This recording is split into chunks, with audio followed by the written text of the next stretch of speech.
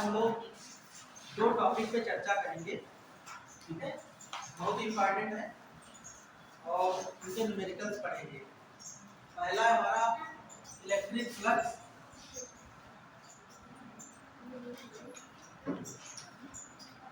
और इसी से रिलेटेड हमारा है गॉस लॉ। गॉस थ्योरम भी लिखा होता है कहीं गॉस लॉ एक ही बात है।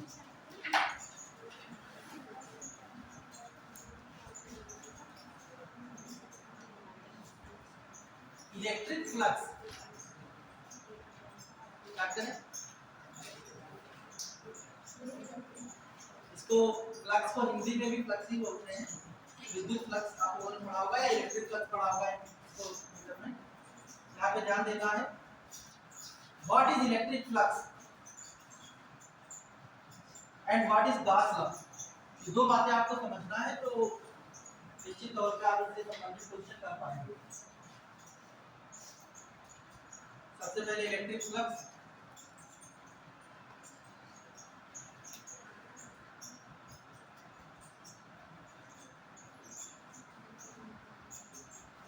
हम एक यूनिट एरिया ले रहे हैं। यूनिट एरिया मतलब एक निश्चित एरिया है। यूनिट का मतलब हमेशा ये नहीं होता है कि 1 सेंटीमीटर स्क्वायर।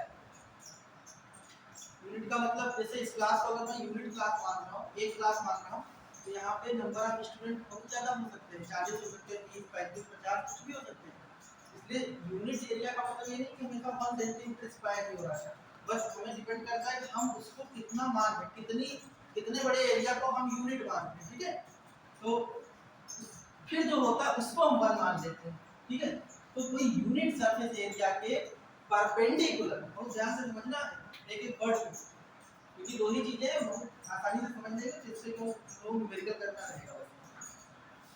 कोई सरफेस एरिया है, पृष्ठ है, उसके परपेंडिकुलर, परपेंडिकुलर कैसे बने, ये एरिया है। चलिए इस ब्लैक बोर्ड को मैं यूनिट एरिया मानता हूँ, तो इसका परपेंडिकुलर कैसे होगा, इस तरह लंब डाला जाए तो कैसे आएगा, इस तरह से होगा, बाहर की तरफ, है ना। तो number of electric field lines, number of electric field line, electric field line में पहले पढ़ा चुका हूं आपको।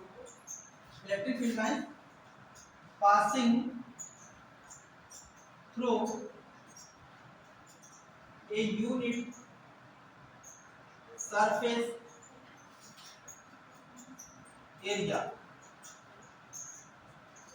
किसी यूनिट सरफेस एरिया से पास होना चाहिए, और शर्त क्या है, perpendicularly.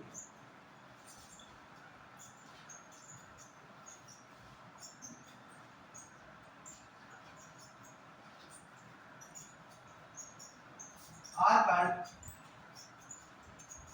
Electric flux,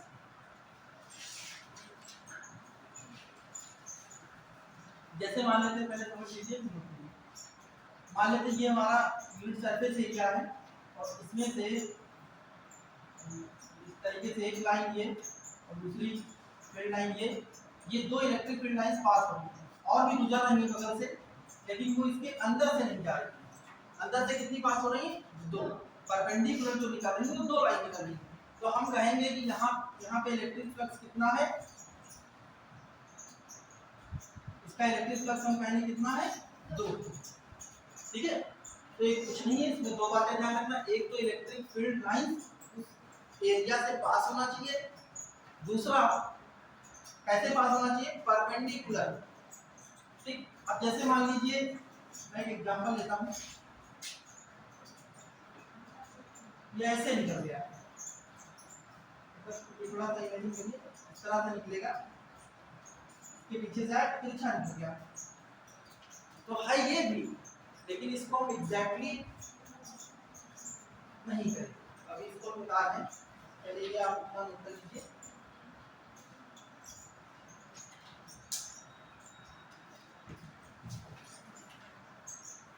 electric flux को कहां से दिखाते हैं, it is denoted by phi E से दिखा सकते हैं क्योंकि इलेक्ट्रिक फ्लक्स है, इसको मैं पहले भी थोड़ा बहुत बता चुका हूँ। और इसका फार्मूला क्या था,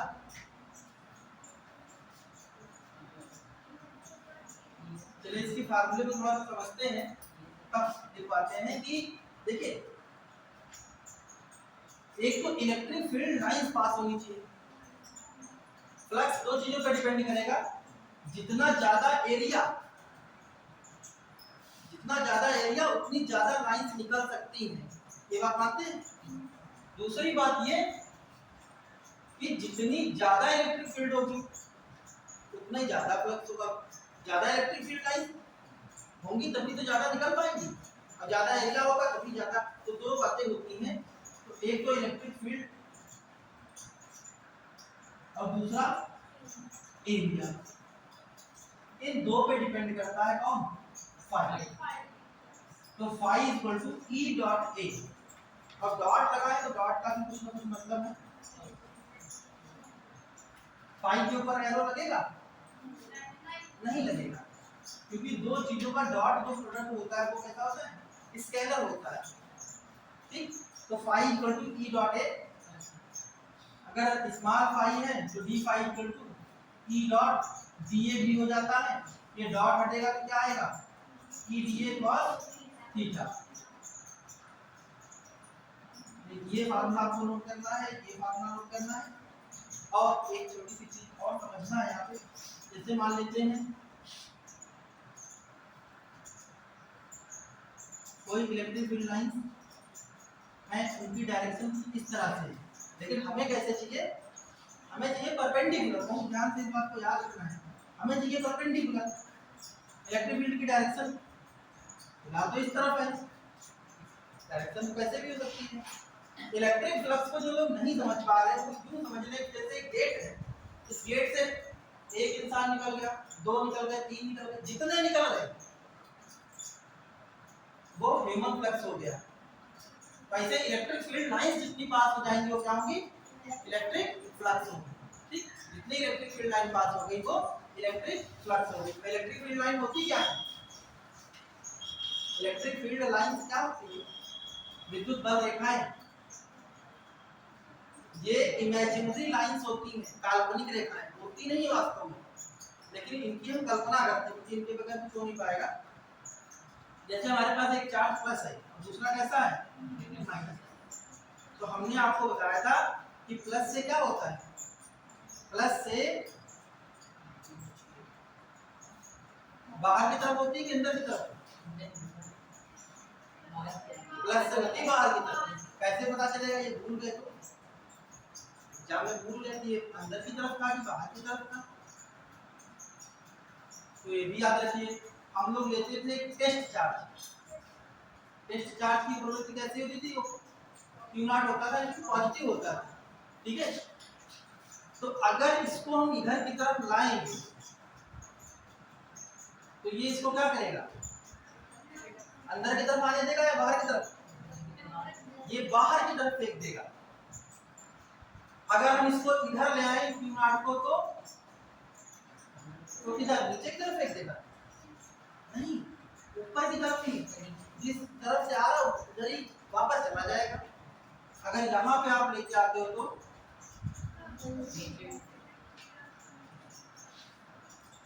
अगर इधर, क्योंकि प्लस को प्लस रिपेल करता है, दूर करता है, और प्लस को माइनस खींचता है, इसलिए प्लस से बाहर की तरफ और माइनस से अंदर की तरफ। तो ये लाइनें कुछ नहीं, जैसे हमने एक चार्ज लिया प्लस, अब हमें इलेक्ट्रिक फील्ड लाइन देखना है इसके आसपास, तो हम क्या करेंगे, एक क्यू नॉट लेके आएंगे और वो क्यू नॉट क्या करेगा,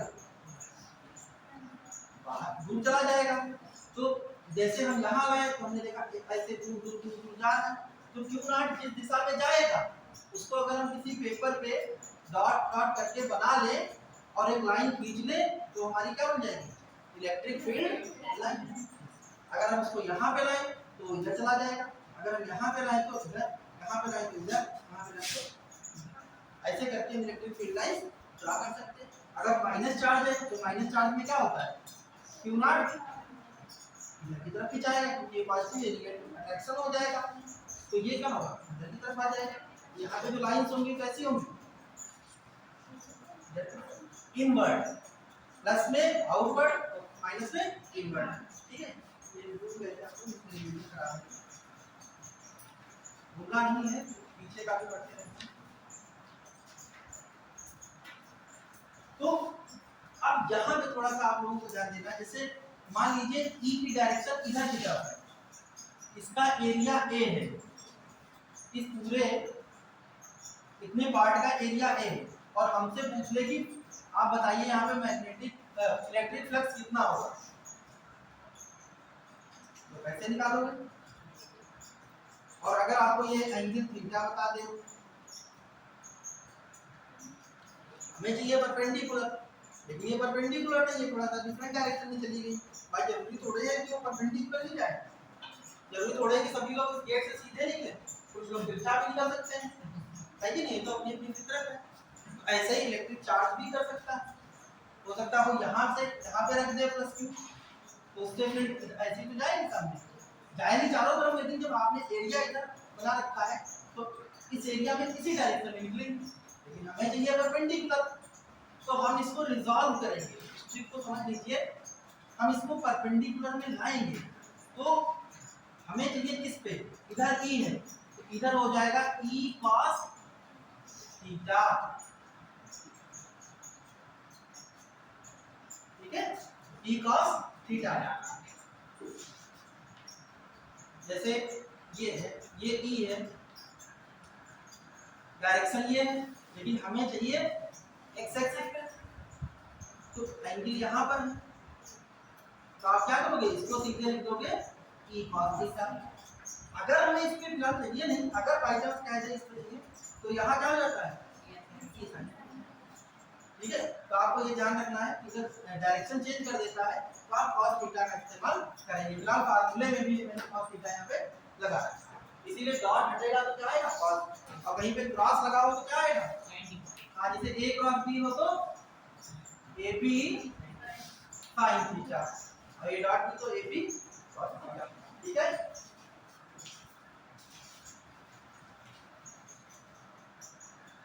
अच्छा, तो ये इलेक्ट्रिक फ्लक्स की बेसिक बातें थी, फिर से बता दे रहा हूँ, हमें परपेंडिकुलर फील्ड लाइन चाहिए, एरिया होना चाहिए, और फार्मूला क्या होगा, E phi इक्वल टू, इसको phi बोलते हैं, इसको कंफ्यूजन में याद रखिएगा, phi equal to E dot A, E dot A, dot हटेगा तो क्या आएगा cos।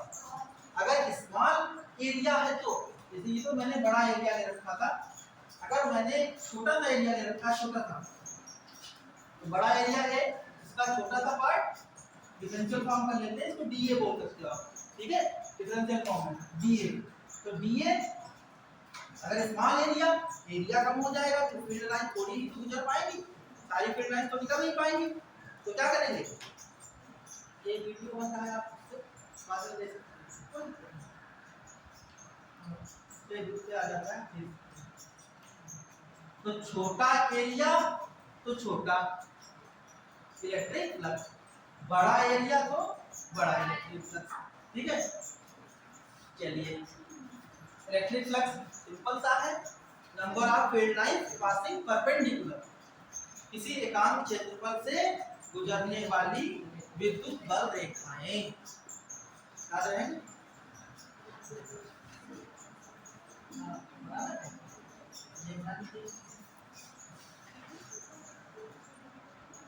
देखिए घबराइए नहीं, नीट में कोई बहुत भारी भरकम क्वेश्चन नहीं आते हैं, ये याद रखिए। आपको नॉर्मल जो होते हैं, जैसे आपको नॉर्मली सारा कॉन्सेप्ट क्लियर है, थोड़ा बहुत आपने प्रैक्टिस कर रखा है, तो आपको बहुत ज़्यादा चांस है कि आपका सिलेक्शन हो जाए, लेकिन आपको बहुत ही कंसंट्रेट करके पढ़ना पड़ेगा सारे सब्जेक्ट।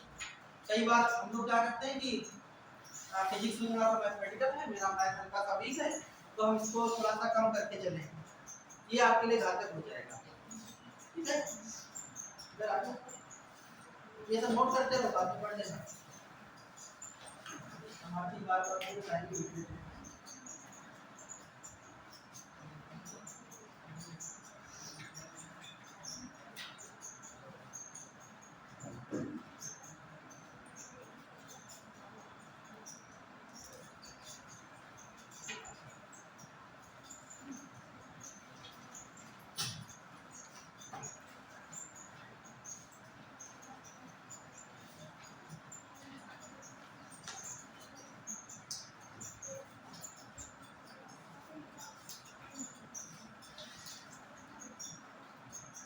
छोटा सा और यहाँ पे आपको कई बार आ सकता है सॉलिड एंगल, घन कोण, सॉलिड एंगल।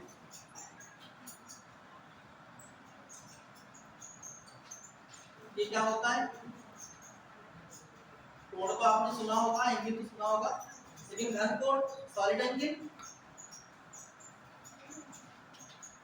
देखिए एंगल क्या होता है, एंगल क्या होता है? कोण। दो रेखाएं जब एक दूसरे को काटती हैं या छूती हैं तो उनके बीच में जो झुकाव होता है उस झुकाव को नापते हैं कोण से। इसको जनरली हम लोग थीटा से दिखाते हैं, ठीक? ये कोण हो गया। अगर यही ये कितनी ये है 2 डायमेंशन में, 2 डायमेंशन, समझ रहे? हमें अगर कह दिया जाए कि यही चीज आप 3 डायमेंशन में बताइए,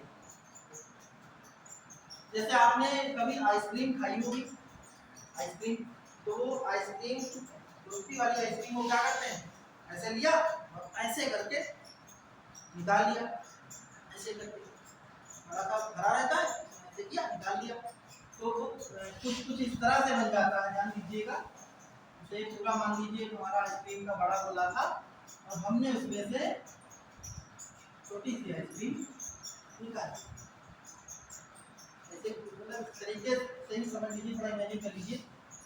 तो ये कैसा है, गोल गोल है, जब इस तरीके से 3 डायमेंशनल। तो यहाँ पर जो एंगल होगा इसको बोलते हैं सॉलिड एंगल। ठीक, जो सॉलिड के अंदर से एंगल बनाया जाए इसको प्रदर्शित किया जाता है ओमेगा से। यहाँ से यहाँ तक की डिस्टेंस को आप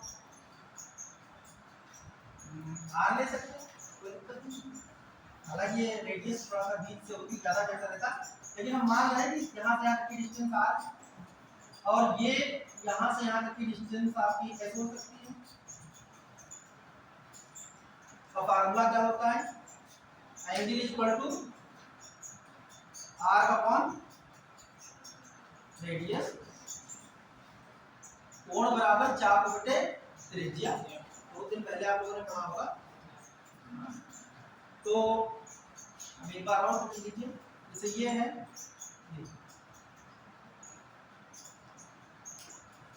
ये एंगल है, ये आर्क है चाप, और ये क्या है, रेडियस, तो सभी लोग जानते हैं।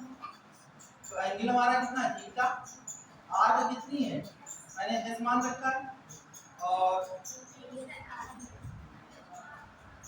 ये है आर्क। अच्छा, लेकिन ये जनरल फार्मूला होता है 2D के लिए, लेकिन जब हम सॉलिड एंगल की बात करेंगे, सॉलिड एंगल की, तो ध्यान रखिएगा फॉर सॉलिड एंगल, इसको एंगल को मैंने ओमेगा से दिखा रखा है, और ये हो जाएगा एस अपॉन आर स्क्वायर, ठीक है, एस अपॉन आर स्क्वायर। इस तरीके से आप थोड़ा सा इसको भी याद रखिएगा, आगे यूज होगा इसका, निकाल दें। इसकी एक बहुत लंबी चौड़ी प्रूविंग है और हम बिल्कुल कॉन्सेप्ट को रिलेटेड करना चाह रहे हैं, इसलिए हम प्रूविंग नहीं जा रहे हैं, ठीक है, इसको याद रखिएगा।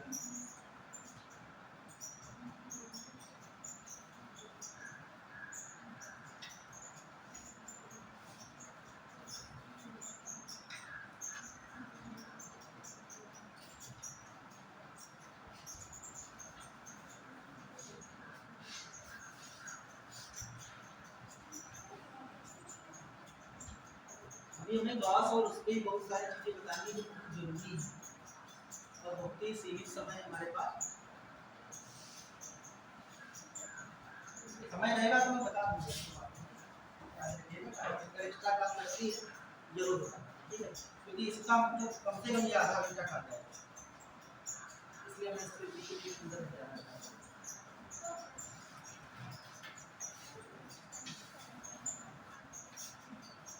वैसे भी मैं सबसे ज़्यादा प्रोग्रामिंग करवाता हूँ आप लोगों को,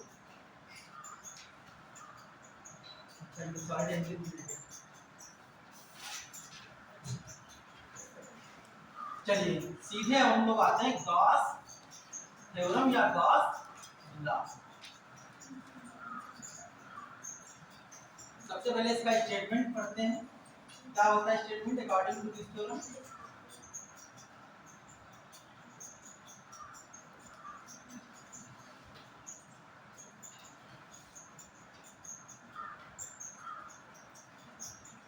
The electric flux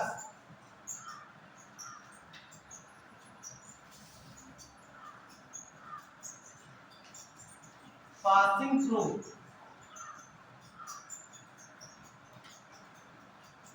a closed surface, बहुत ध्यान से समझिएगा, क्लोज्ड सरफेस की बात कर रहे हैं। Electric flux passing through a closed surface is equal to 1 upon epsilon naught times the charge enclosed in it। Gauss ने जो बात बताई उसमें सबसे बड़ी जो शर्त थी वो थी क्लोज्ड सरफेस, बंद पृष्ठ की।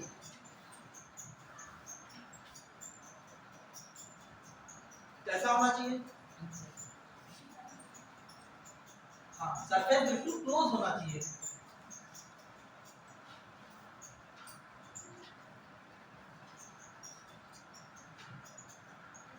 चलिए यहाँ पे मैं चार्ज लेता हूँ और इसको मैंने क्लोज सरफेस में अंदर रख दिया।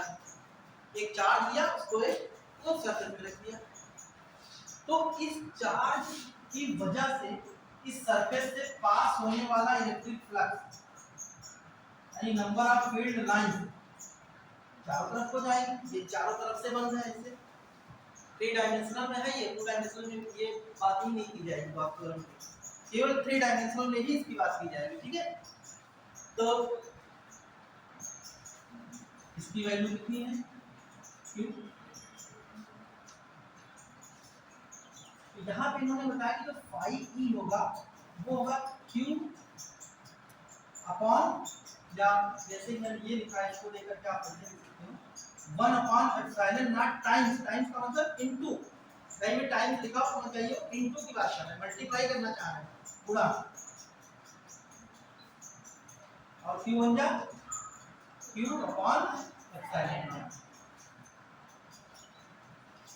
तो फाई ई इक्वल टू हमारा यहाँ पे क्या आ गया? Q upon epsilon.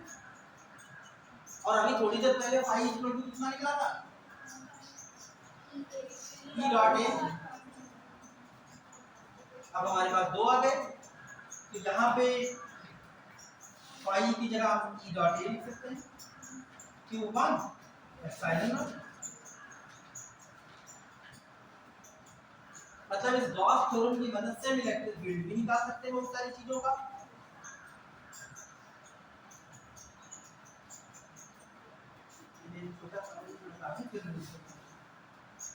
अच्छा, ये समझना जरूरी है कि क्यू अपॉन एप्सिलॉन नॉट ये आया था। ये बात आप लोग समझते हो कि ई और ए क्यों है? क्योंकि फाई जो है इलेक्ट्रिक फील्ड लाइन पे तो डिपेंड करता ही है और एरिया पे भी डिपेंड करता है।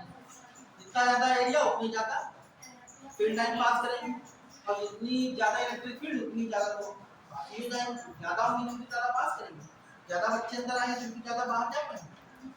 ठीक है, तो इन दो चीजों पे डिपेंड कर रहा था, इसलिए ये फार्मूला थियोरेटिकली ही बन गया था।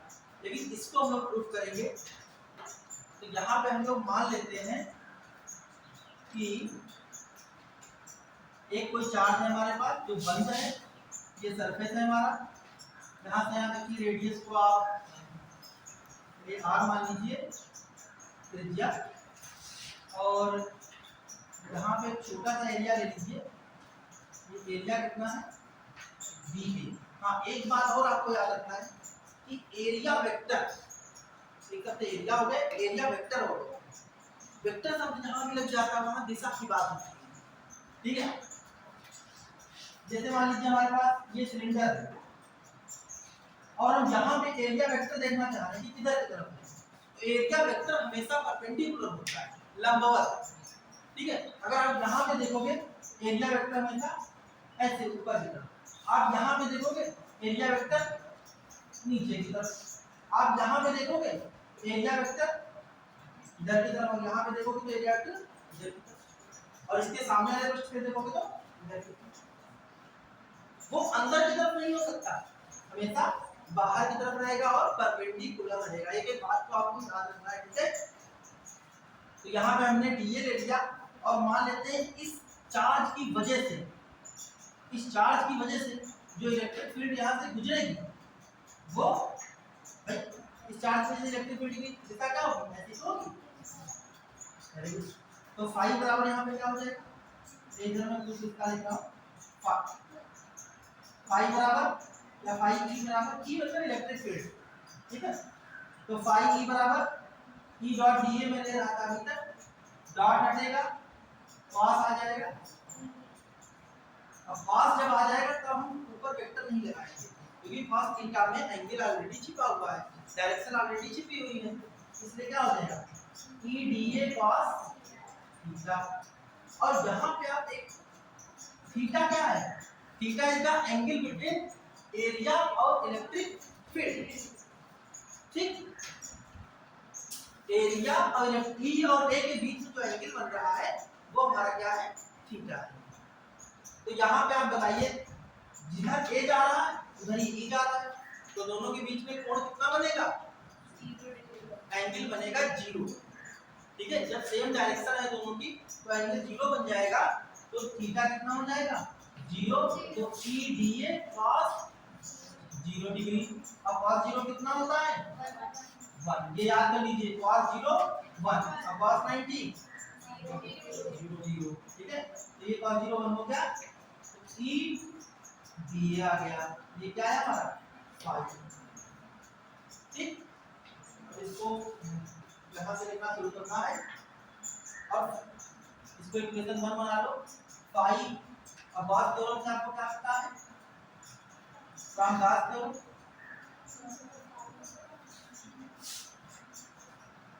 इधर ये बची है, मैं इधर लिख रहा हूँ, phi E equal to q upon epsilon not, equation 2 बना दो। इक्वेशन 1 और 2 को आप देखोगे तो आपको यही मिल जाएगा, फ्रॉम इक्वेशन 1 एंड इक्वेशन 2 हमें मिल गया क्या, ई डॉट ए बराबर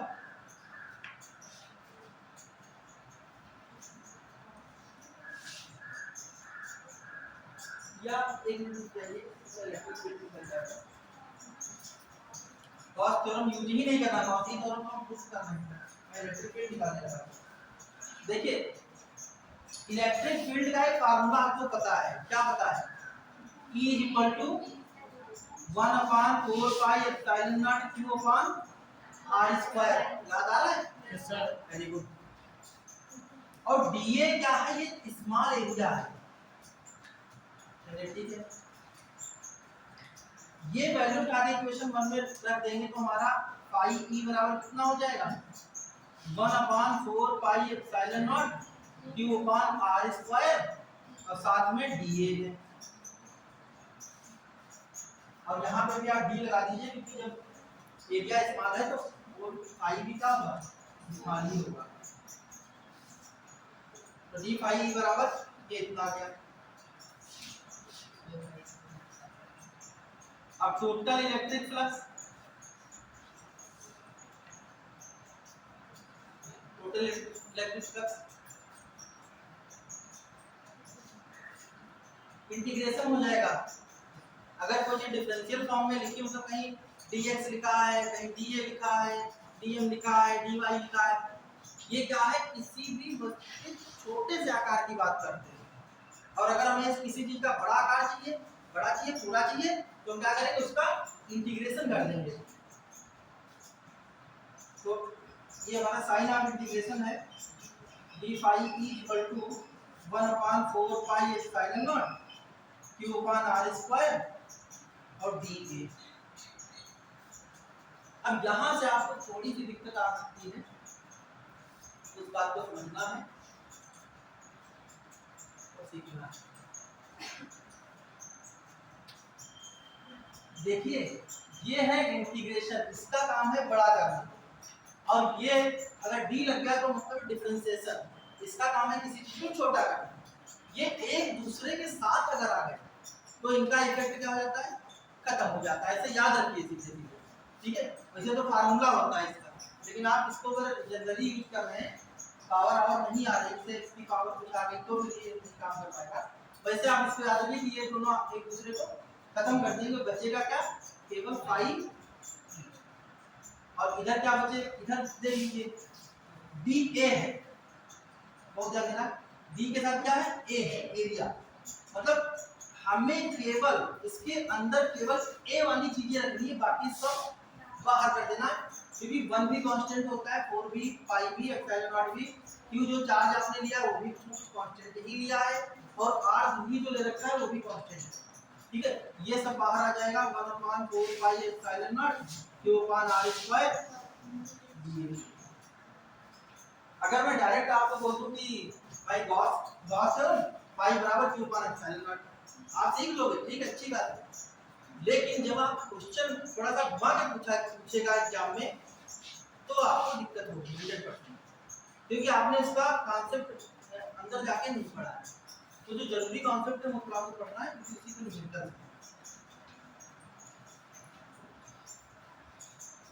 यहाँ पे भी डी और इंटीग्रेशन कैंसिल आउट हो जाएगा, या यूं समझ लीजिए कि सीधे एरिया आ जाएगा ए, ठीक है। कैसे लोगे 1/4 पाई एप्सिलॉन नॉट और क्यू अपान आर स्क्वायर, और भाई एरिया किसका है,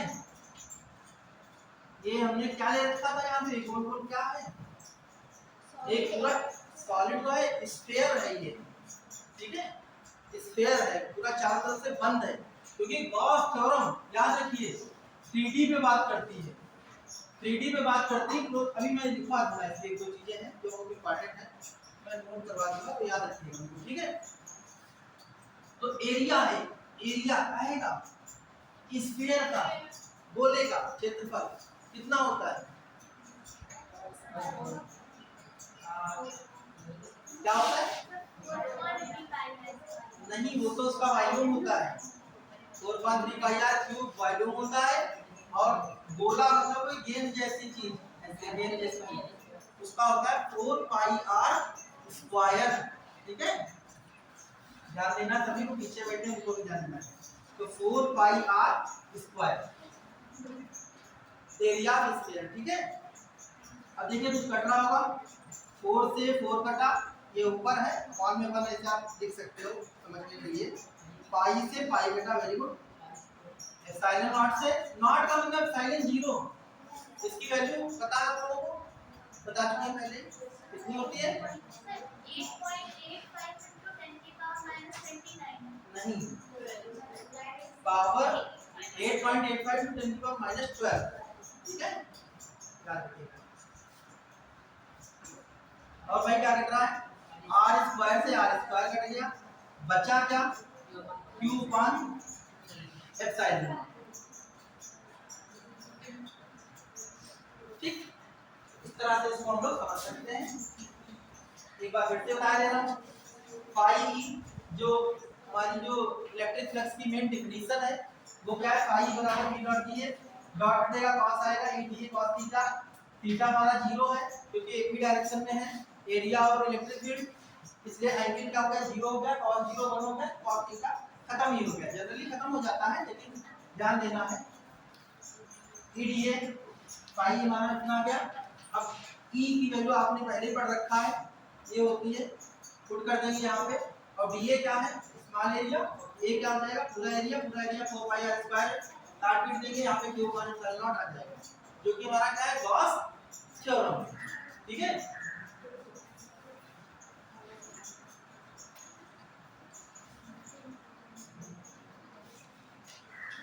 गॉस थ्योरम आपको हर जगह नहीं लगानी है, उसके लिए भी शर्तें हैं, आप हर जगह गॉस थ्योरम लगा देंगे क्वेश्चन गलत हो जाएगा। अभी मैं इस तरह से क्वेश्चन में कराऊंगा, ध्यान दीजिए, एक छोटा सा लिख लीजिए, condition for Gauss theorem.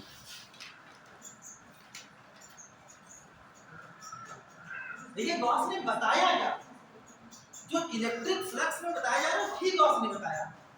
Gauss भी बता रहे हैं कि किसी जगह से इतनी ही इलेक्ट्रिक फील्ड निकलेगी, जो बेसिक डेफिनेशन थी वही गॉस ने भी बता दिया, लेकिन उसको दूसरे टर्म में बता दिया।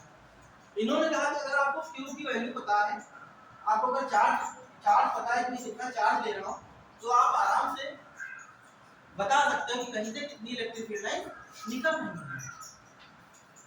ठीक, लेकिन शर्त क्या थी इनके थ्योरम में कि surface should be close surface होना चाहिए, बंद होना चाहिए, एक शर्त।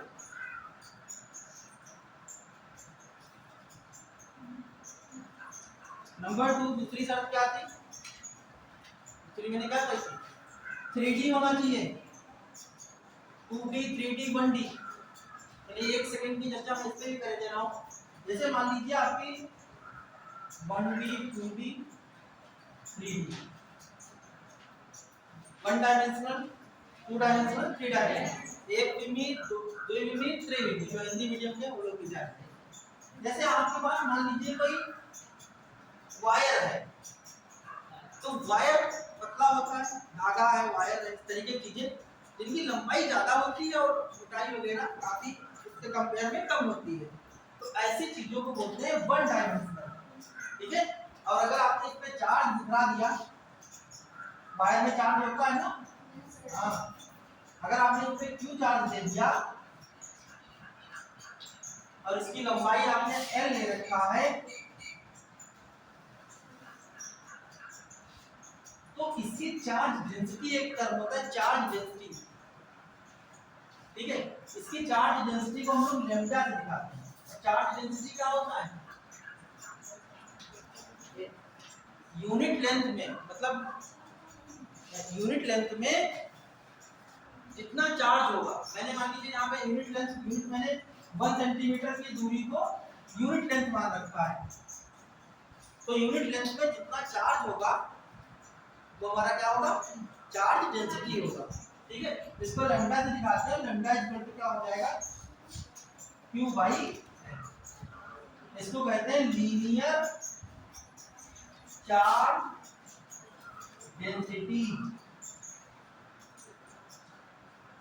ऐसे अगर आपके पास मान लीजिए कोई इसे पेज क्या करते हैं, काफी पेज होता है या फिर प्लेट हो सकती है, उस पर अगर आपने चार्ज बिखरा रखा है, तो उस पे मान लीजिए आपने उस पे भी Q चार्ज बिखरा रखा है, यहाँ पे चार्ज कितना है Q है, और इसका एरिया मान लीजिए, क्योंकि देखिए यहाँ पे लंबाई और चौड़ाई भी है, इसमें आप ये नहीं कह सकते कि चौड़ा नहीं है, लंबाई चौड़ाई दोनों, इसका क्षेत्रफल निकाल सकते हैं, एरिया, लेकिन इसका वॉल्यूम नहीं निकाल सकते, आयतन नहीं निकाल सकते। कागज पे क्या पानी भर सकते हैं, बिखर जाएगा, अगर बोल सकते भर हो गया, अपवाद नहीं बात कर रहे हैं, लेकिन अगर आपका सड़क इसे ले देगा, इस पे पानी को भरा जा सकता है, बिखर जाएगा, तो इसका वॉल्यूम नहीं है, इसका क्या है, केवल एरिया है। ठीक है, थोड़ा सा समझना है, 2 डायमेंशनल लेंथ और ब्रेड्थ की बात कर रहे हैं, एरिया है, और इसमें जो चार्ज डेंसिटी होगी सिग्मा से दिखाते हैं इसको, सिग्मा इक्वल टू कितना हो जाएगा, Q बाय A। अब जो गॉस ने बताया वो 3 डायमेंशन की बात कर रहे हैं, तो 3 डायमेंशनल होगा तो इस तरह से होगा,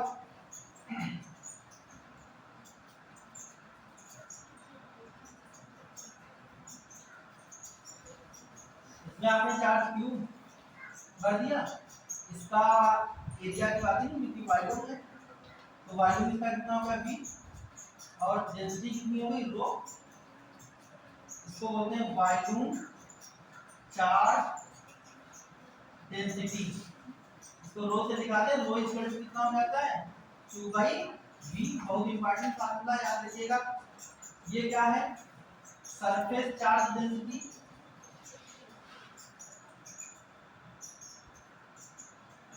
sigma equal to Q by L, lambda equal to sigma equal to Q by A, lambda equal to Q by, ये 3 टर्म आपको बहुत अच्छे से याद रखना है, लीनियर सरफेस और volume charge density, 1D 2D 3D।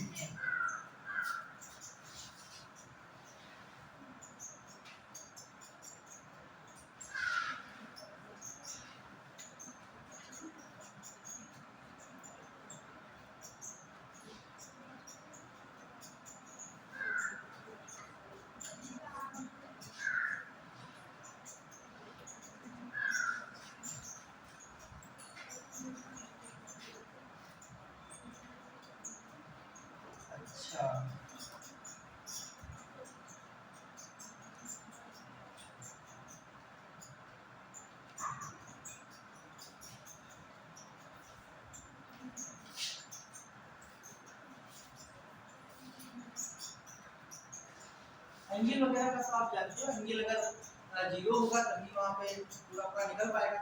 Angle 90 degree हो जाएगा तो cos 90 0 हो जाएगा, पाई की वैल्यू 0 हो जाएगी। ठीक है, ये दो बातें आपको याद रखना है।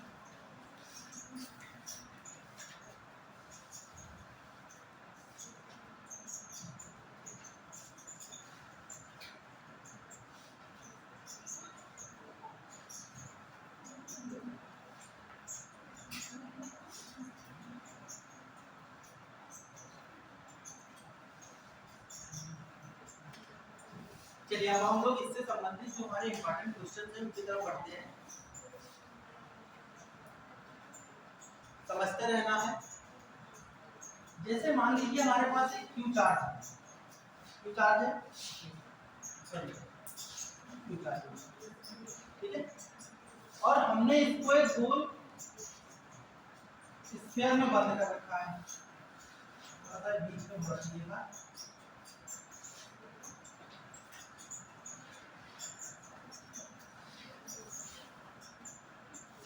ये चारों तरफ से है, मैं वैसा तो बना नहीं पाऊंगा, समझ रहे ना, तो ये चारों तरफ से बंद है।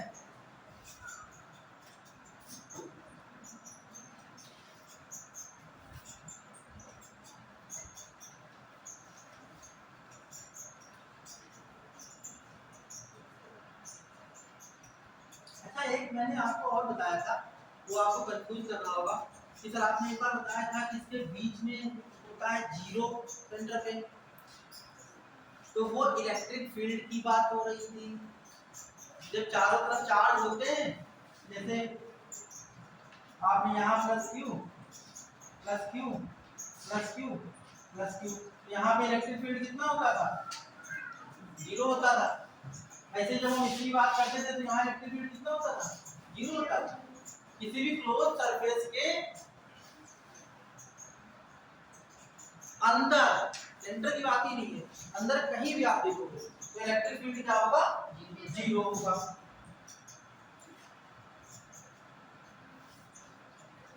अब सिंपल सा, बहुत सबसे सिंपल सबसे आसान क्वेश्चन है, ये यहाँ पे क्यू चार्ज है, तो यहाँ पे इससे निकलने वाला टोटल इलेक्ट्रिक फ्लक्स कितना होगा।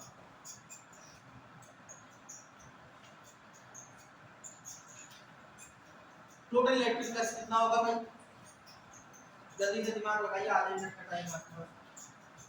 क्यू चार्ज है तो इसका प्रभाव चारों तरफ होगा, इससे इधर की तरफ भी निकल रही होगी फील्ड लाइन, इधर की तरफ भी, उधर इधर चारों तरफ, तो टोटल इलेक्ट्रिक फ्लक्स कितना होगा।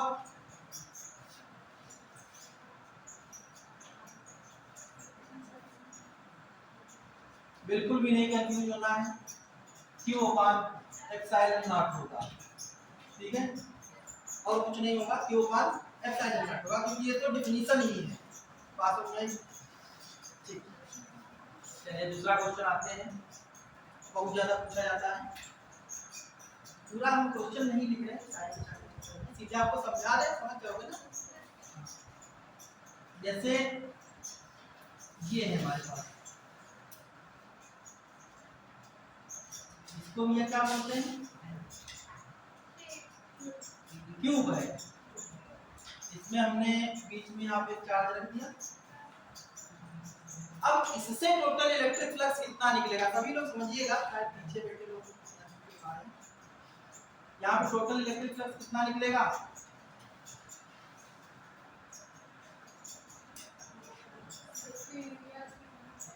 एरिया के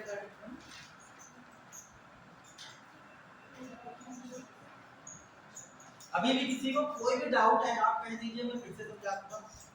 सर मुझे इलेक्ट्रिक फ्लक्स नहीं समझ में आया, कोई चीज है बेधड़क पूछ लीजिए, क्योंकि जो मेरा टारगेट है समझाना, तो समझ में आपको आना चाहिए। यहाँ पे चार्ज, चार्ज का मतलब चार्ज समझ रहे हैं आप लोग, इलेक्ट्रॉन, प्रोटॉन या कोई आयन, ये क्या है, चार्ज है। अगर कोई चार्ज होता है तो अपने आसपास अपना प्रभाव बना लेता है, प्रभाव का मतलब चाहे इलेक्ट्रॉन होगा तो वो चाहेगा कि हमारे आसपास कोई प्रोटॉन आ जाए, या प्रोटॉन होगा तो चाहेगा कि मेरे आसपास कोई इलेक्ट्रॉन या पॉजिटिव एंटिटी मेरे पास आ जाए, ठीक है, अपने आप को न्यूट्रलाइज करने के लिए। तो यहाँ से आपको बताइए कितना होगा, ई डॉट ए कुछ नहीं होगा, याद रखिए, मतलब होगा Q1 एप्सिलॉन नॉट ही होगा, ठीक है। तो किसी भी क्यूब से, क्यूब के सभी सरफेस से पास होने वाला total electric flux Q1 epsilon not होगा। आंसर में जीरो भी लिख देंगे, लेकिन जीरो नहीं लगता है, ठीक है। अगर चार्ज इसके अंदर रखा है तो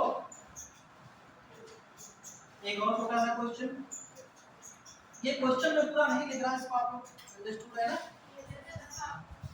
ज्यादा लिखने में टाइम वेस्ट, चलिए ठीक है।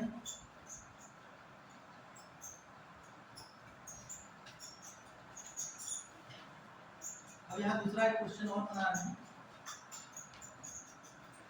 देखिए एग्जाम में आपसे कोई ये नहीं पूछेगा व्हाट इज इलेक्ट्रिक फ्लक्स या what is Gauss theorem, exam में उससे उसके कॉन्सेप्ट से क्वेश्चन बनेगा, ठीक है। तो पहले छोटे छोटे कॉन्सेप्ट, फिर थोड़ा बड़े बड़े कॉन्सेप्ट। अच्छा भाई, अब इस चार्ज को मैंने निकाल के बाहर रख दिया, बताइए कहाँ पे रखूं, ऊपर नीचे दाएं बाएं लेफ्ट राइट कहाँ रखूं? आप लोग जहाँ कहेंगे वहीं रखा जाएगा, यहाँ पे ठीक में इधर रख दिया, ठीक यही कह रहे हो ना, यहाँ रख दिया। अब भाई इसमें से पास होने वाला इलेक्ट्रिक फ्लक्स कितना होगा, बताओ कितना होगा इलेक्ट्रिक फ्लक्स, कितनी इलेक्ट्रिक फील्ड लाइन इसमें से पास करेंगे, कोई दिक्कत तो है नहीं इसको पास कराने में, जीरो पास करेंगे, वेरी गुड। कहाँ कौन बताया कैसे,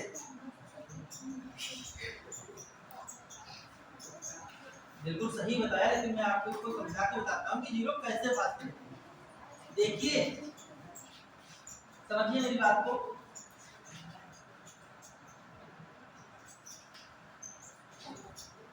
ये चार्ज मेरे पास इधर है, इसकी जो फील्ड लाइन होंगी वो इस वाले सरफेस से अटैक करेंगी, ऐसा नहीं कि नहीं करेंगे, लेकिन हाँ इस वाले से अटैक करेंगे, लेकिन ऊपर तो जाएंगी नहीं, ना नीचे जाएंगी, ना दाएं ना बाएं, मतलब ये वाला बना नहीं पा रहा हूँ, समझिएगा। इधर और उधर तो भाई फील्ड लाइन सीधे चलेंगी, ऐसा तो नहीं जाके थोड़ा सा ऐसे घूम गई, स्ट्रेट लाइन होती है, ठीक है। यहां से ये फील्ड लाइन जाएगी, लेकिन यहां पे एरिया वेक्टर किधर की तरफ है, बाहर की तरफ, और फील्ड इलेक्ट्रिक फील्ड की डायरेक्शन किधर की तरफ है,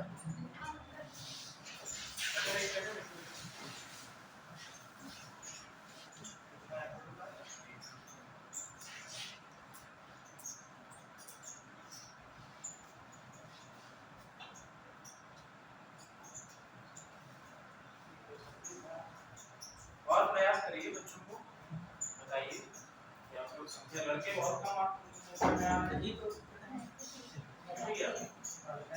आप लोगों को नीट वगैरह नहीं करना है क्या,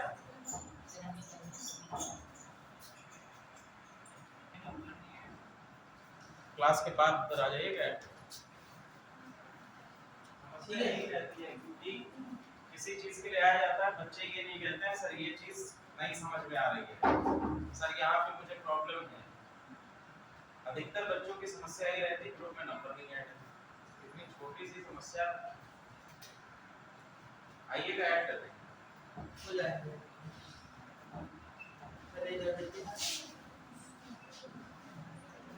चार्ज क्यूब है हमारे पास, बाहर रखा हुआ है, थोड़ा सा रिजल्ट टूट गया था एक मिनट के लिए, फिर से आ जाइए अपने फिजिक्स वर्ड में, बालिकाएं आ जाएंगे कल बात करें। तो ध्यान दीजिए यहाँ पे जीरो कैसे हो जाता है, आपको तमाम टाइप के वहाँ पे डायग्राम बना देंगे और आपसे पूछ लेंगे। तो एक तो सीधे आप इधर देखिए, इधर बोर्ड पे नजर रखनी चाहिए रेड।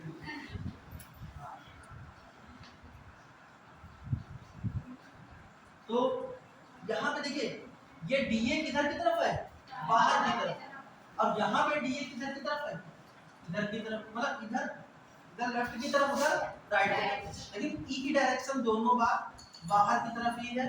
तो यहाँ पे जब आप लगाओगे, मान लीजिए यहाँ पे आपका फाई 1 ले लेते हैं इसको, यहाँ पे जो इलेक्ट्रिक फ्लक्स है फाई 1 है और यहाँ पे इलेक्ट्रिक फ्लक्स है फाई 2। तो EDA cos, यहाँ पे एंगल कितना बनेगा, जस्ट अपोजिट हो गया, सेम डायरेक्शन में जा रहे थे। जब सेम E और DA एक ही दिशा में थे तो थीटा बराबर 0 डिग्री था, और जब विपरीत हो जाएंगे मतलब ये पलट के ऐसे आ गया, तो DA आपका ऐसे हो गया और E पलट के ऐसे आ गया, तो कितना एंगल बना दिया, 180 डिग्री बना दिया। ठीक है, एक बार cos 0 1 होता है, ये EDA प्लस का हो जाएगा, प्लस लगाओ चाहे ना लगाओ, जरा लगा लीजिए, और फाई 2 कितना हो जाएगा, EDA,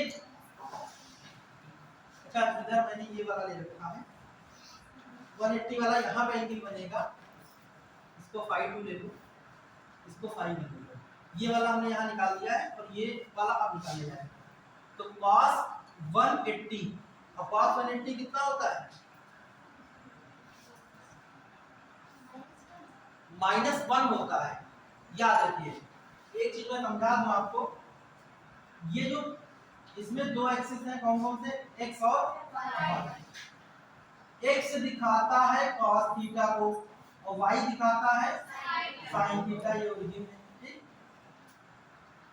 इधर ये पॉजिटिव है, इधर नेगेटिव, इधर ये पॉजिटिव, इधर ये नेगेटिव। तो अगर आपका cos 0 है, 0 इधर ही तरफ होगा, तो cos 0 1, और ये पूरा पलट जाएगा तो -1।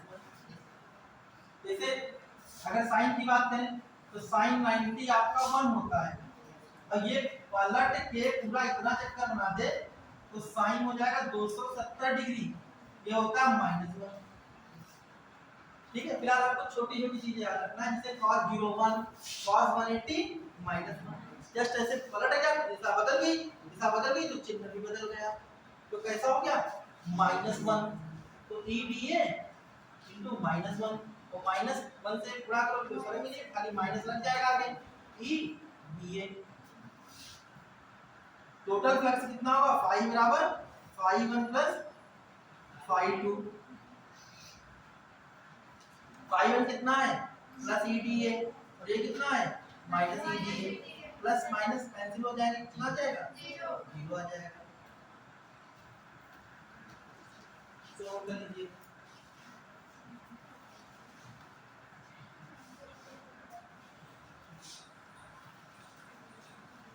जो भी टॉपिक आपको पढ़ाया जाए उससे संबंधित जो हम लोग कराते हैं न्यूमेरिकल वो भी करिए, और जो न्यूमेरिकल अदर बुक्स वगैरह है लाइब्रेरी में है, ऑनलाइन आप तमाम मटेरियल पढ़ा हुआ है, उसको सर्च करिए, देखिए और करिए, धीरे धीरे आपका नॉलेज इनहेंस होता रहेगा। एक दिन में कोई भी डॉक्टर इंजीनियर साइंटिस्ट नहीं बन जाता है, लगातार आपको प्रयास करना है। आप अभी आपका लेवल हो सकता है किसी का 19, किसी का 20, किसी को थोड़ा कम समझ में आता होगा, किसी को थोड़ा ज्यादा आता होगा, कोई जल्दी समझ जाता होगा, कोई देर में समझ पाता होगा, लेकिन जैसे आप मेहनत करते रहोगे आप सबको पहुंचा देंगे।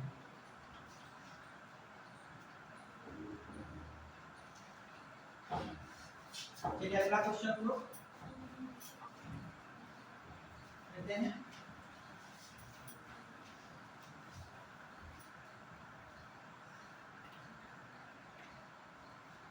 तो ये याद रखना है कि अगर चार्ज बाहर रख दिया तो इलेक्ट्रिक फ्लक्स 0 कर दिया, अगर उसके अंदर रख दिया तो पूरे में जो इलेक्ट्रिक फ्लक्स निकलेगा चारों तरफ को वो Q/ε। ठीक, याद रखना है। इसके बाद एक और क्वेश्चन लेते हैं।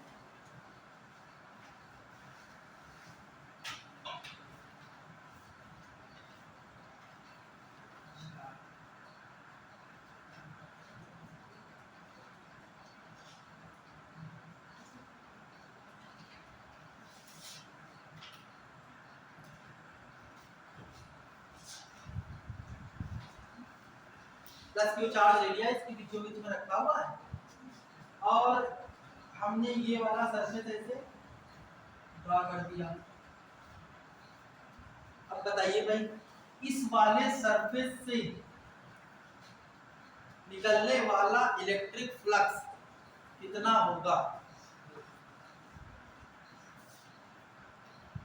What is the electric flux through the sided surface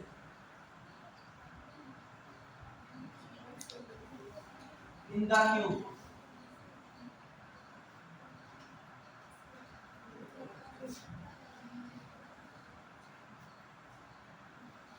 cube की खास बात क्या होती है? इसमें सारी भुजाएं बराबर होती हैं, सारे पृष्ठ जितने भी होते हैं वो बराबर होते हैं। जैसे कमरा है, ये किस आकार का है? ये क्यूब नहीं है, क्यूबॉइड है। ये क्यूबॉइड है कुछ इस तरह से, चौड़ा डिब्बा। वो क्या होता है? बराबर, चारों तरफ से बराबर डिब्बा। ठीक है,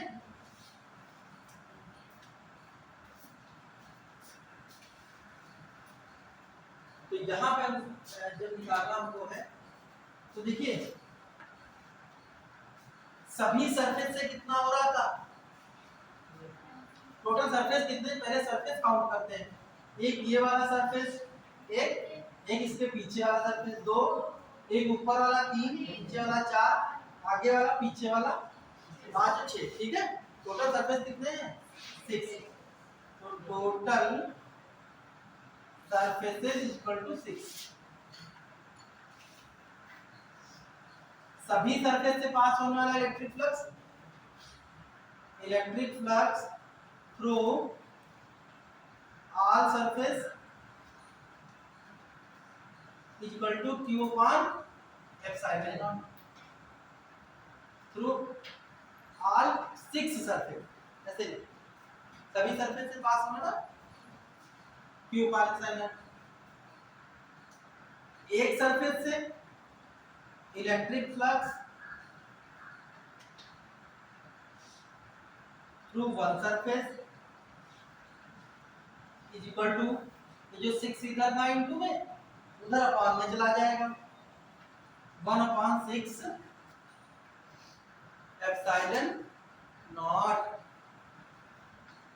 1/6 भाग ही तो इससे पास होगा भाई। थोड़ा इससे निकलेगा, थोड़ी लाइन इधर निकलेंगी, थोड़ी उधर जाएंगी, थोड़ी उधर जाएंगी, थोड़ी इधर, थोड़ी इधर, सभी जगह बराबर बराबर जाएंगी। तो इसमें से कितनी निकलेंगी? 1/6 याद रखिएगा। ठीक, ऐसे करके आपसे पूछ सकते हैं। दो सरफेस को प्रिंट कर सकते हैं।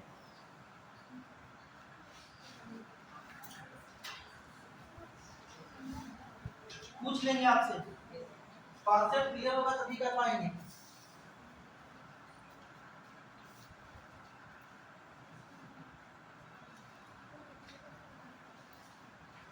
कहने के साइडेड रीजन से पास होने वाला, ऊपर और लेफ्ट से, तो यहाँ पे 5 कितना होगा? टोटल 6 सरफेस, 2 से पास हो रही, 4 से पास नहीं हो रही, तो बताइए 2/6। 1 से पास हो रही थी 1/6, 2 से पास हो रही 2/6, Q अपॉन एप्सिलॉन नॉट, 1 जा 2, 2 3 जा 6, तो 1/3 Q upon epsilon not.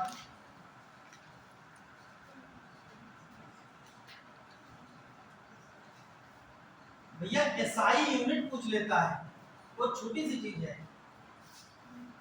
SI unit of electric flux सब नोट करते रहिए, बहुत काम आएगा आपको। इलेक्ट्रिक फ्लक्स की एसआई यूनिट फार्मूला क्या होता है भाई? Phi equal to E dot D A. इसमें दो चीजें हैं, इसको इलेक्ट्रिक फील्ड है और दूसरा सरफेस एरिया है। ई डॉट डीएस भी लिखा होता है कहीं कहीं, सरफेस एरिया को एस से भी दिखा देते हैं, तो कंफ्यूज नहीं होना है। चाहे एस लिखा हो चाहे ए लिखा हो, बात एक ही है। ठीक है, ई का क्या होता है इलेक्ट्रिक फील्ड का होता है न्यूटन भाई E equal to formula F upon Q not.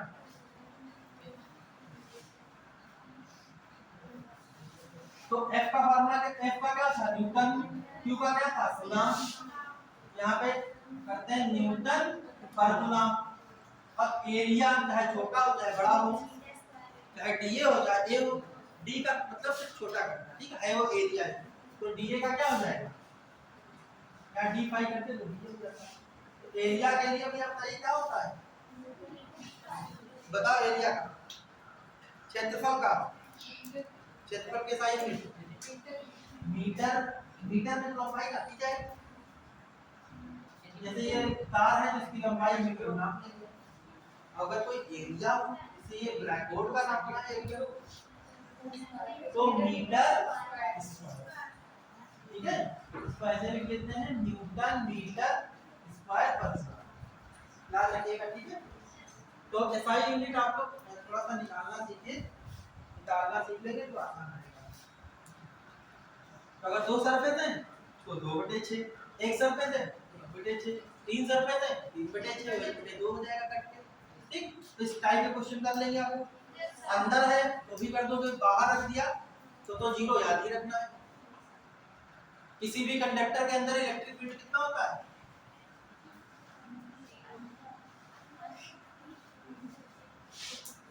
Zero होता है। सब लिखवा चुके हैं, आपको पढ़ा चुके हैं, पुराना भी रिवाइज करिए।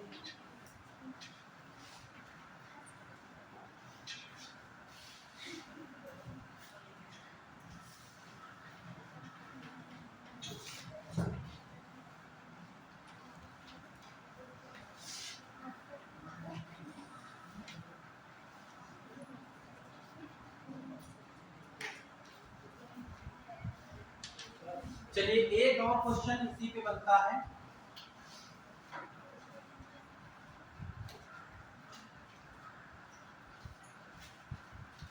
बहुत इमेजिन करने वाला क्वेश्चन है।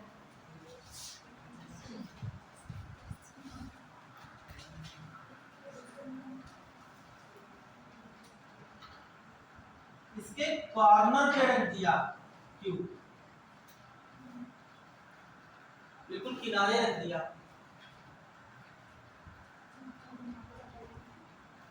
और सब पूछ रहे हैं कि कितना इलेक्ट्रिक फ्लक्स इसमें से निकलेगा।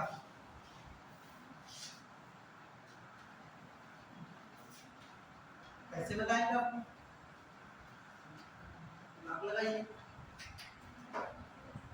ना बाहर है ना अंदर है, बिल्कुल किनारे पे है।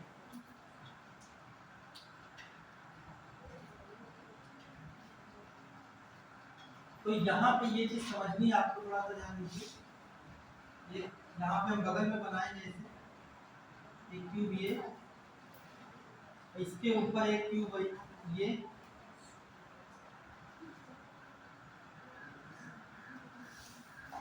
और एक क्यूब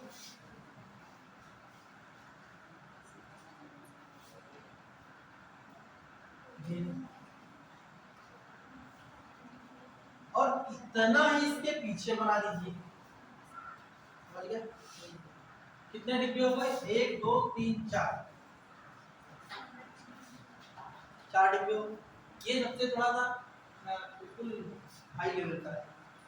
1 डिब्बा 2 डिब्बा 3 डिब्बा 4। क्वेश्चन क्या आएगा, क्वेश्चन में ये नहीं बना रहेगा, आपको इमेजिन करना है।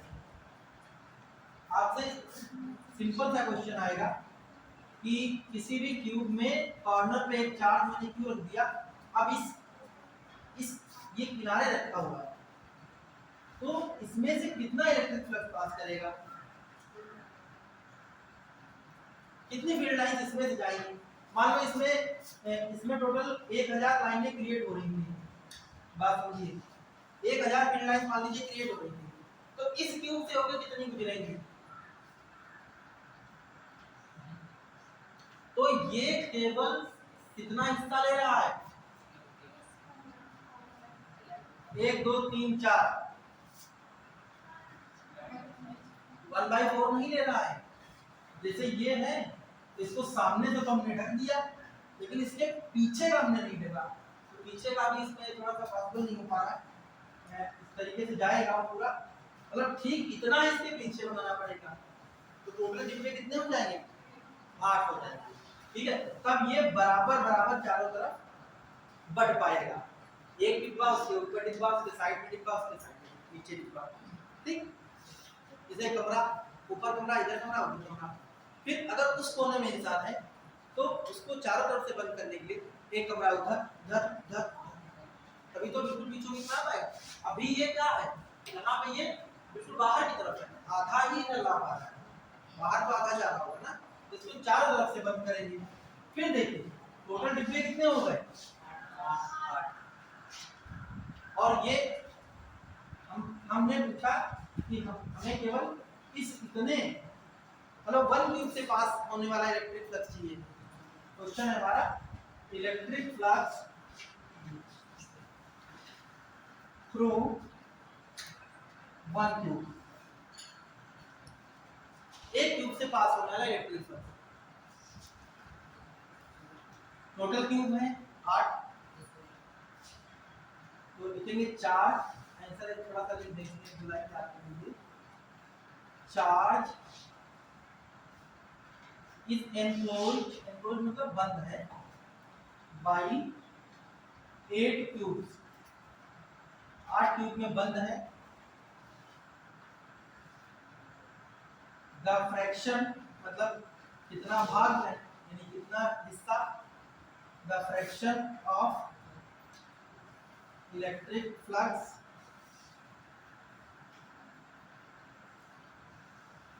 Through the 1 cube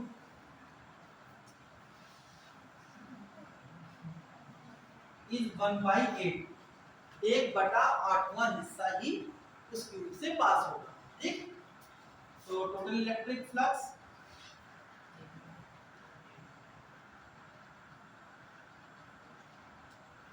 is equal to 1/8 cube on XL. ठीक है, क्यूब पे करीब करीब इतने टाइप के क्वेश्चन बनते हैं। कुछ एक आध और होंगे तो आप थोड़ा सा अपने हिसाब से देखिए।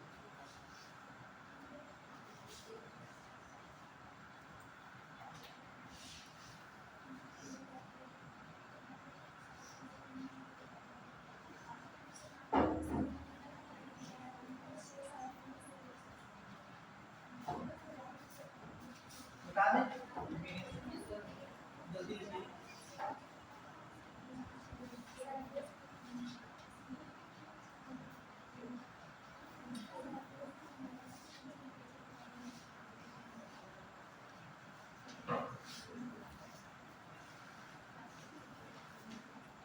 इसको समझ लीजिए, ना बनाने का आर्ट ना ड्रॉ करने का।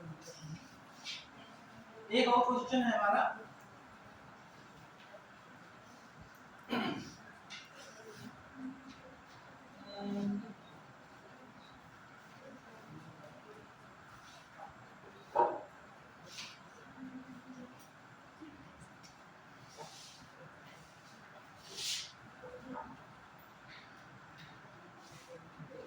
ये है यहाँ पे चार्ज रखा हुआ है, तो इसमें से पास होने वाला इलेक्ट्रिक फ्लक्स कितना होगा, हाफ होगा। बताइए,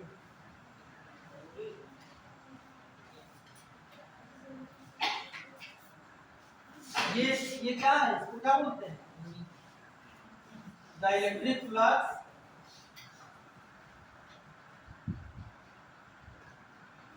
थ्रू हेमिस्फीयर,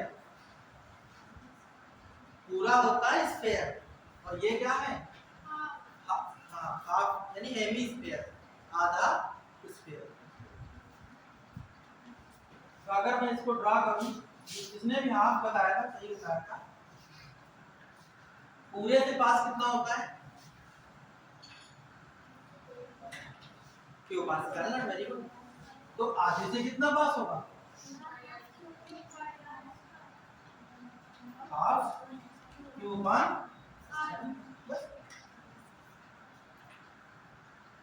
इसको याद रखना है। ठीक है, एक और क्वेश्चन बनता है जो थोड़ा ज्यादा इंपॉर्टेंट है, कोण है हमारे पास, कोण, शंकु, ये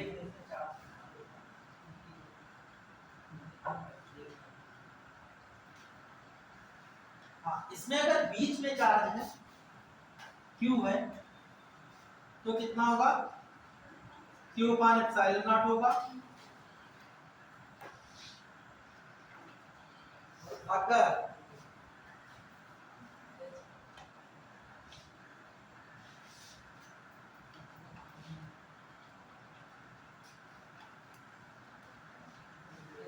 अगर बीच में है तो Q अपान एप्सिलॉन नॉट ही होगा। याद रखिए कोई भी आकृति कैसी भी हो, चार्ज अगर बीच में रखा है तो उस पूरे में से निकलने वाला जो होगा वो Q अपान एप्सिलॉन नॉट होगा। एक कोने पे रखा हो तो वही बताने जा रहा है, ठीक है। अगर यही बिल्कुल वही बताने जा रहे हैं, कोने वाला ही, अगर यहां पे रख दिया तो इसमें से इलेक्ट्रिक फ्लक्स कितना निकलेगा, ये थोड़ा सा आपको याद रखना है क्योंकि हाँ, ये हमारा आ जाएगा phi equal to Q upon 2 epsilon not 1 minus cos theta, 1 minus cos theta. और cos थीटा क्या होगा ये भी समझ लीजिए, थीटा एंगल जनरली हम लोग गलती कर देते हैं, पूरे को थीटा बना देते हैं, ऐसा नहीं है। थीटा आपका ये एंगल होगा आधा, ठीक। इसको याद रखिएगा।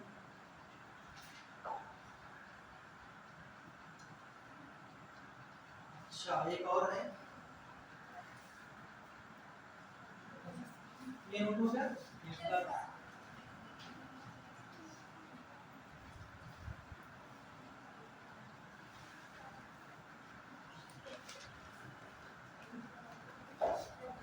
Q upon 2 epsilon 1 minus cos theta,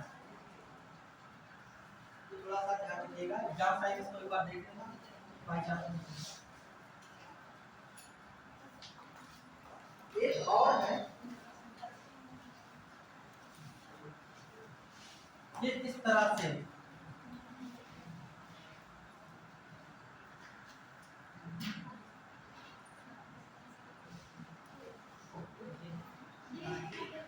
ठीक है,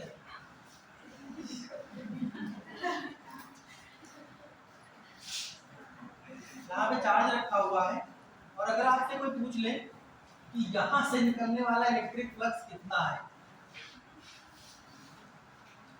यहाँ से निकलने वाला इलेक्ट्रिक फ्लक्स कितना है,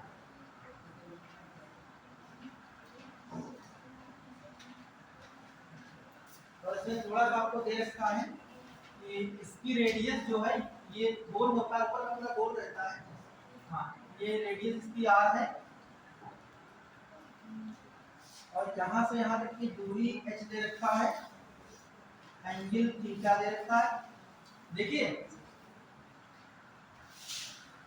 वो ध्यान से समझना है, यहाँ से जो फ्लक्स निकलेगा मतलब ये लाइनें ऐसे निकलेगी, बीच में तो निकलेगी, लास्ट फाइनली ये एक लाइन ये जाएगी जो इसके लास्ट में निकल जाएगी, एक ये जाएगी, और अगर ऐसे वाली होगी तो यहाँ से निकलेगी। हमें ये चाहिए नहीं, इसकी बात ही नहीं हो रही है, हमें केवल पूछ रहा है कि इस सरफेस से शेडेड रीजन से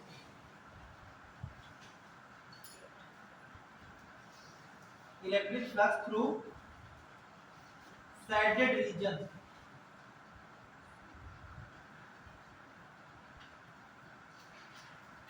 कितना होगा। फार्मूला कोन वाला है, ये कोन का मैंने क्या बताया था, कोन के देखिए कॉर्नर पे रखा हुआ है, तो फाई ई बराबर हमारा हो जाएगा Q अपान 2 एप्सिलॉन नॉट और 1 माइनस cos थीटा वैल्यू। तो बाकी तो भाई Q तो Q है ही, एप्सिलॉन नॉट तो एप्सिलॉन नॉट है ही, 1 तो 1 है ही, खाली cos थीटा की वैल्यू निकालना है।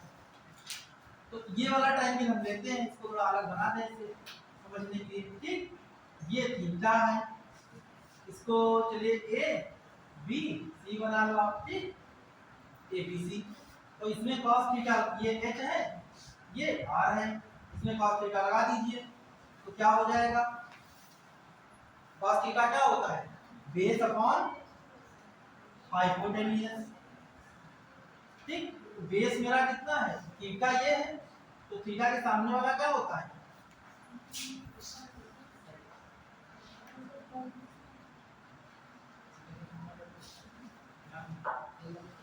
चलिए आपको दिक्कत कर रहा होगा, मैं ऐसे बनाता हूं, ये थीटा है, थीटा के सामने वाला परपेंडिकुलर होता है, वेरी गुड। अब थीटा से लगा हुआ जो होता है ये हमारा क्या है, बेस है, तो AC मेरा क्या होगा, बेस अपॉन हाइपोटेन्यूज, हाइपोटेन्यूज जो सबसे लंबी, ये यहाँ पे 90 डिग्री आपको लगभग दिख रहा होगा, 90 होता है, तो ये आपकी क्या होगी, हाइपोटेन्यूज, हाइपोटेन्यूज में करंट, लंब आधा करंट, एक सीरीज होती है, तो हाइपोटेन्यूज कितनी है, BC, AC upon BC, AC मेरा कितना है,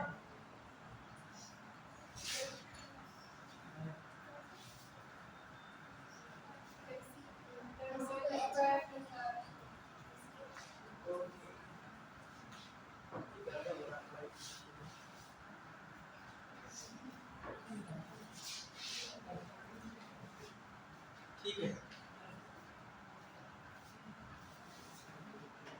cos थीटा को निकालने से पहले हम जरा इसमें पाइथागोरस लगाते हैं। पाइथागोरस की प्रमेय आप लोगों ने पढ़ी होगी, तो पाइथागोरस इसमें जब आप लगाओगे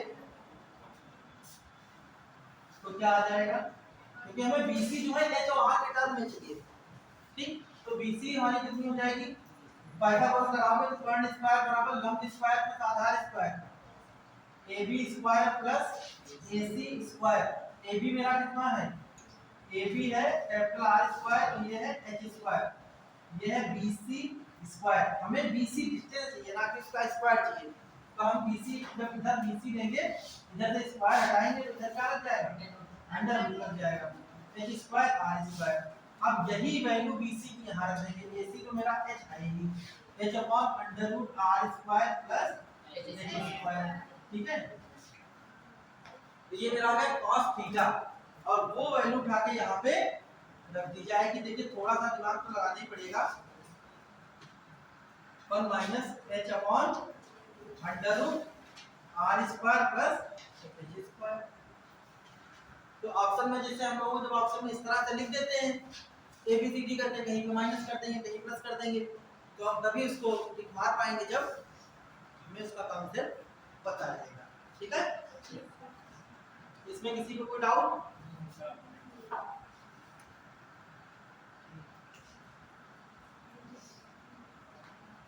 अच्छा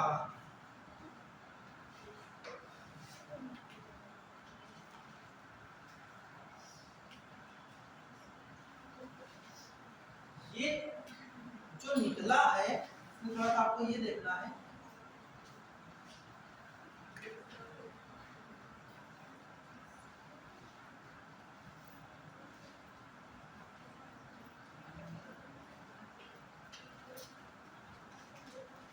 ये जो फार्मूला है ये किसके लिए था, समझिए ध्यान से, ये फार्मूला जो था कि यहाँ पे आपने चार्ज क्यू ले रखा है, तो इसमें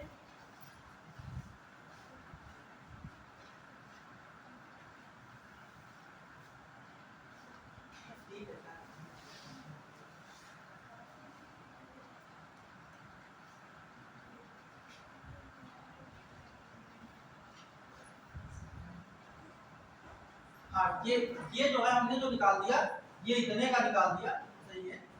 और अगर आपसे बाई चांस पूछ ले, बाई चांस कि आप हमें ये बताइए कि अगर यहाँ पर है इसको छोड़ के बाकी में कितना निकलेगा, तो आप क्या करोगे, क्योंकि पूरे से कितना निकल रहा था, Q अपॉन एप्सिलॉन नॉट, और इतने से कितना निकल रहा है ये, तो उसमें से फिर हम ये वाला मतलब इसमें से ये वाला माइनस कर देंगे, ठीक है।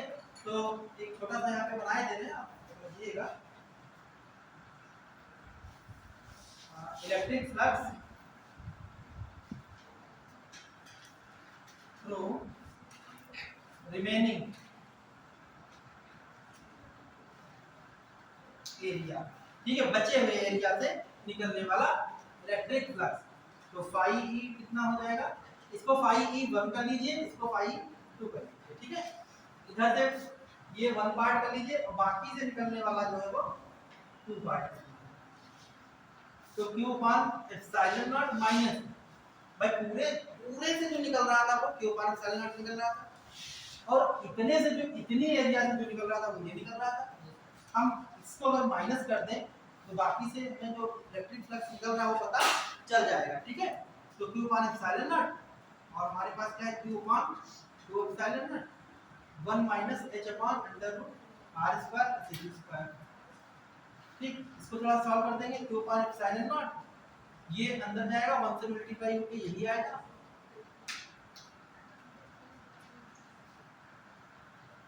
माइनस माइनस में प्लस हो जाएगा, Q upon 2 epsilon not h upon under root r square plus h square. अब ये देखिए 1 में से हाफ गया तो कितना बचेगा, हाफ बचेगा माइनस का, Q upon epsilon not plus Q upon 2 epsilon not h upon under root r square plus h square.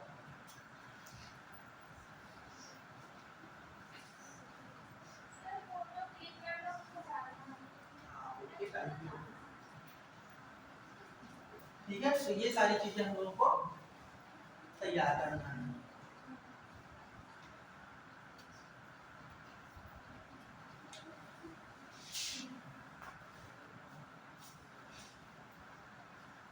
क्या करना है, रेड वाले पे करना है या उस पे करना है, नीचे वाले पे।